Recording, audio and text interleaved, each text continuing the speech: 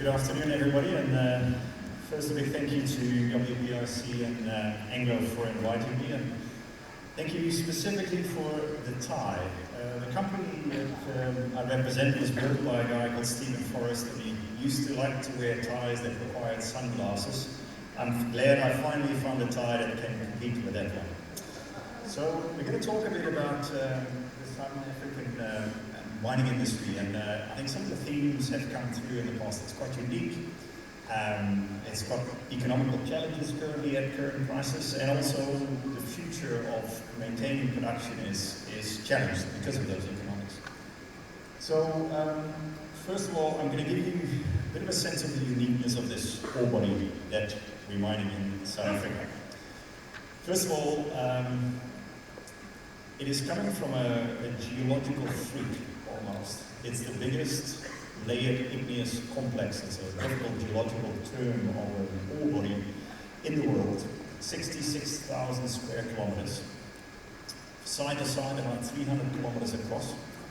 And the reefs contain a mix of metals, so you don't mine these metals individually, they come bunched up in those metals that I'm indicating there. Not only PGMs, also base metals, and a bit of chrome, and nowadays chrome is an important revenue contributor to the mines that mine it. The reefs were first mined in 1926, so we're nearly 100 years old, and the scaling up of the industry started to happen particularly in the 1970s when the US started imposing catalysts on cars going forward, and has grown ever since. It employs about 180,000 direct employees. You can normally do that times a factor 10 if you look at the dependence of those people, not only family but also supplier industries that live off this mining industry. And it's got a wide range of operations and mine shafts. The deepest go down to 2 kilometers. Now I'm going to talk a bit about that as well. You can also see South Africa produces the bulk of these PGMs, but important to note as well, the mines in Zimbabwe are largely owned by the South African mining companies. And nowadays, the North American mines, after the takeover from Stillwater and North American Palladium, are also owned by the South African operations, leaving the South Africans very much dominant in the supply of primary PGMs in the world. This is a very detailed picture of the different metal concentrations being mined. So platinum, very important contributor, is South Africa, but you can also see the minor metals. Rhodium, 86% of the metals being mined in South Africa. Ruthenium and iridium as well. There's no other place in the world where you should actually go for your metals. And finally, South Africa's chrome supply is the biggest exporter into China and an important contributor to the Chinese stainless steel industry. If you look at the shape of this ore body, it's a bit like a dinner plate, with the edges exposed on the surface, and that's what we're mining. Mining down to depths, though, of reaching 2,000 kilometers. Now, as you go deeper, temperature increases. And at 2 kilometers deep, the virgin rock temperature is about 60 degrees Celsius. So you need to pump in lots of cooling, lots of ice to be able to work there at 25 to 30 degrees Celsius. That consumes a lot of electricity. It also has other impacts, but we're going to talk about that technically a bit later, why it's so challenging to build mines in South Africa. This is trying to show you, and I've picked palladium, which is probably the most diverse from a supply perspective, but still it adds up to South Africa being a very important contributor to primary palladium supply in the world. It also breaks down which companies control which portion of the supplies. And you can see, for example, iridium, ruthenium. Again, you probably would need to talk to South African mining companies if you're looking for long-term supplies, because they're such important miners of these minor metals. The problem is a little bit that this is the revenue consolidated for those mining companies over the last 25 years. And if you look at the bottom purple, which is the platinum contribution, it genuinely used to be called platinum miners, because that was the most important product that they mined, and the economics were determined by the platinum price. Cyclically, occasionally, the rhodium prices would spike, or the palladium prices would spike, and that would create booms into the mining industry, very profitable, up to 70% operating margins over short periods of time. Over those short periods of time, often costs started to run away as well. And that has happened particularly over the last few years. In 2019, we looked at the cost base of the industry. Globally, mining inflation ran at 20 to 25% per annum. Do that a couple of years in a row and your costs double. And that has happened in South Africa. From 2019 to now, the cost of mining these metals have doubled for a variety of reasons. What you also had is that the rhodium and palladium price after this boom and bust are now at levels that makes a big portion of this industry actually loss-making. If you look at the future of those prices of those metals as well, this is a key problem for the South African mining industry. The demand for palladium and rhodium is determined by combustion engines. In the case of rhodium, 90% of their demand is going into combustion engines, and we know that the world is changing. We're not overly dramatic on that. We still think there's about 50 million cars being sold in 2040 that had a combustion engine and that would still need catalyst. So there is a demand of sorts for combustion engines. But in the past, in the forecast, that was 100 million cars by that time. So we're halving that demand. So that's one big factor. The other factor is that over the next few years, as these combustion engines start moving to the scrap yards, they're going to produce ounces that are greener, that are CO2 lighter, and that are probably more sustainably produced also economically in certain cases. And if you look forward, therefore, the palladium and rhodium market in particular is going to see quite a bit of recycling ounces coming to the market. And that starts to compete with primary supply. The good news is that's not the case for platinum. Platinum will have a short, basically, run of diesel engines coming out of Europe that are going to head to the scrapyard in an accelerated fashion because governments are trying to push them off the road through incentives in order to clean up in the city air. And as a result, platinum doesn't have that sustained push and increase in recycling. It's palladium that's affected, and because of the scale you can't see it, but rhodium in particular as well. Now, if you add up what we think will demand will be, what we think the supply will be, we run different scenarios. In whatever scenario you run, it's very difficult to see for the palladium market going forward to rebalance. Yes, we have maybe 1 or 2 years of deficit still to come, but after that, it's very unlikely that palladium will stay in deficit. You can actually be quite pessimistic on EV penetration, you can be quite pessimistic on primary supply coming off. It's very difficult to balance that. Rhodium is still questionable. We still think there could be support for the rhodium price. We also should remember the current rhodium price by historical standard is still very strong. So, but we do think there is still a chance if you're a bit more pessimistic on BEV penetration and a longer tail of ICE combustion, you will see still a healthy price underpin for rhodium. Nevertheless, at current prices, this industry has a portion of its production already losing money, and it is not an insignificant amount of money. The palladium, North American palladium producers are particularly losing money. There's certainly two producers in South Africa that are struggling quite badly as well.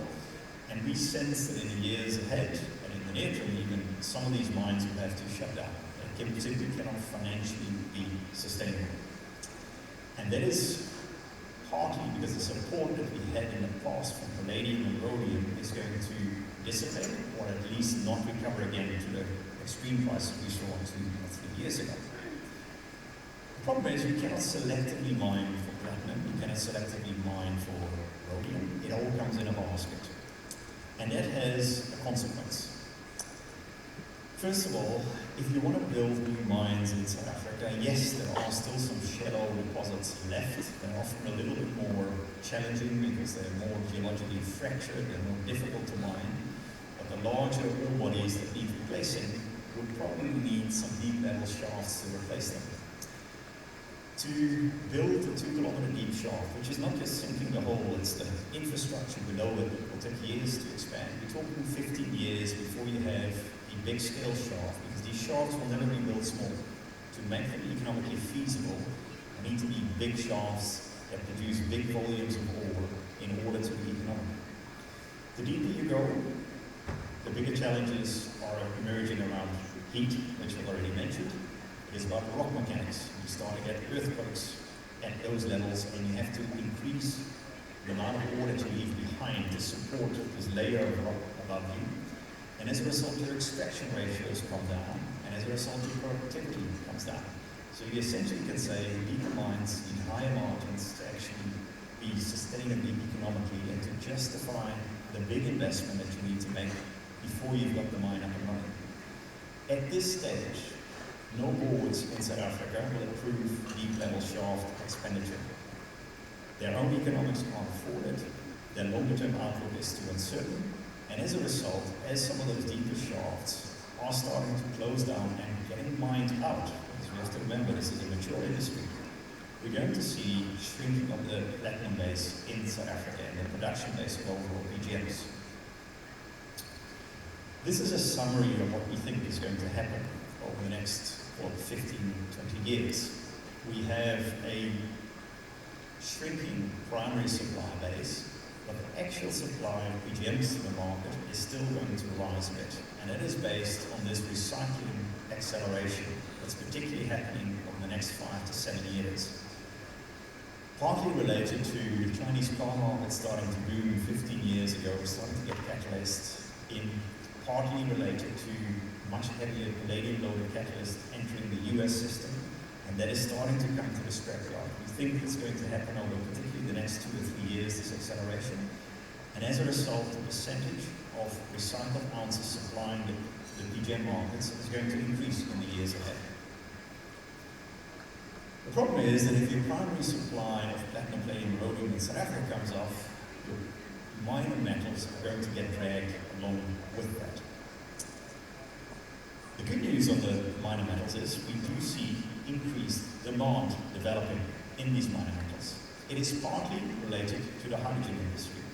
Ruthenium is very helpful in a part of those processes. It's a slightly bigger market than iridium. It's a 1 million ounce market, let's call it. Iridium is a very small market, 250,000 ounces, 85% or so getting mined in South Africa. It's the reason why companies like ours are starting to produce catalysts that blend a bit of ruthenium in with the iridium in order to increase the volume of catalytic material that you would have available for PEM electrolyzers, for example.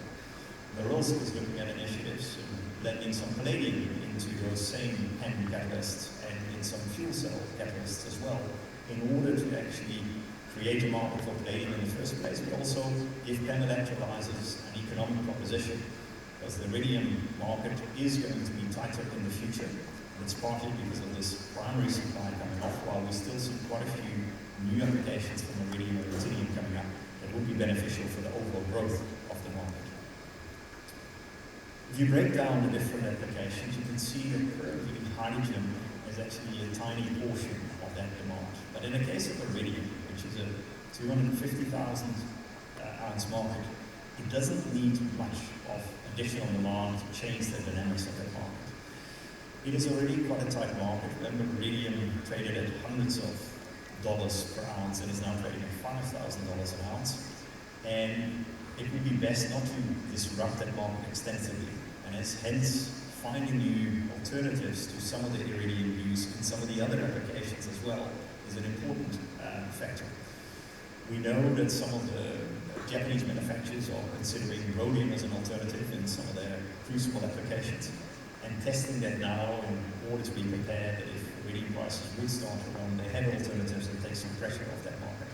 We think in the ruthenium market, some of those pressure relievers will also come in finding alternative uses of ruthenium where you can find it. Reality is, though, that ruthenium and iridium primary demand will be coming off together with the South African production base as we're not replacing enough of that volume. This is our current forecast on the base demand coming off. We should also remember that ruthenium and iridium are particularly enriched in UG2 ores. And UG2 ores are coming off the quickest from a reserve depletion, I would say, particularly some of the older mines. What you have to do, though, is, and we started to see the first signs, you have to increase recycling of these metals. Spark tips have milligrams of iridium on them, and the collectors in the US are starting to collect iridium-tipped spark plugs. And you have to do that at scale to actually make it profitable, but they believe they have automated it sufficiently to be able to recover iridium from spark plugs, for example. We also have to make our use of iridium more efficient. And there's a lot of work being done by catalyst manufacturers for PEM, for example. How can we limit the use of iridium and make it as iridium light as possible by either minimizing the metal through technology, nanotechnology, or by using other metals to blend it with and dilute the iridium effect. We also think that the alternative use of some PGMs, which I've already mentioned, is a good alternative for some of these metals to have a more variety of metals to tap into when markets would go askew. If you want to summarize what I've actually tried to get across here, first of all, Southern Africa and South African companies, they absolutely dominate primary supply. And we've tried to find PGMs around the world. The ratios are often off the mark. It's often palladium rich. They're often very variable grades, not as consistent as they are in South Africa over a 300-kilometer spread ore body. The problem we have, though, in South Africa is the economics of the basket price. You can't mine the metals individually. They all have to add up to a certain revenue number, and if 2 or 3 of those major drivers start to weaken, you've got a problem for the industry. It could, therefore, result in a supply response. If that supply response is a decline in South Africa, we will see the minor metals being dragged down with it. And it doesn't matter what those prices will be, their contribution to the individual revenue baskets of South Africa are simply not big enough to make a difference, even if they will double in price. And if we have to address that supply gap going forward, we have to address it by increasing the recycling, use the metals much more efficiently, and technology will take care of that, and using alternative PGMs where there are options to use those. Thank you very much.